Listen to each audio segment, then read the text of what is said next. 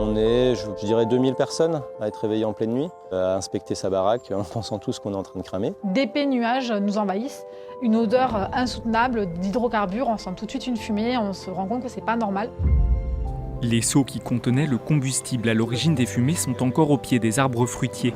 C'était à l'origine des bougies, 75 000 réparties sur les vergers de Fontorbe, allumées pour faire face au gel.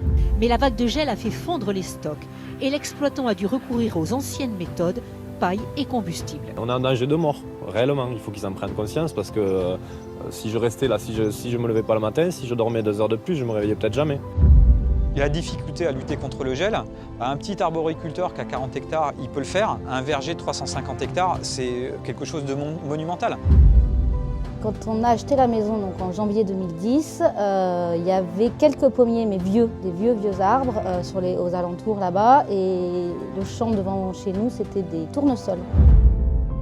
Ça a fait prendre conscience aux gens que finalement ces fumées, si elles les touchaient directement, ils pouvaient être touchés aussi par tous les épandages de pesticides. Et donc il faut s'imaginer des dizaines de tracteurs en train de pulvériser et en hauteur. Le gros problème qu'il y a avec tous ces épandages et toutes ces choses-là, c'est qu'il n'y a pas d'instrument de mesure.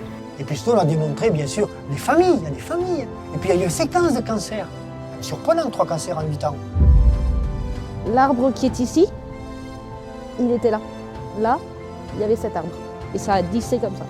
Dès qu'il pleut ou quand il y a du gel et qu'ils arrosent, moi je dors pas la nuit, quoi.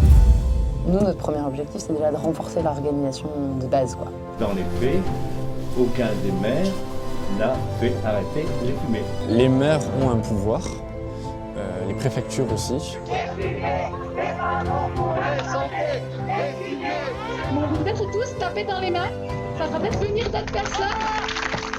On aurait bien aimé la présence des gens qui sont concernés. Voilà. On sait bien que cette concertation politique-là, elle mènera à quelque chose s'il y a une grosse pression citoyenne derrière et si les vergers sont acculés.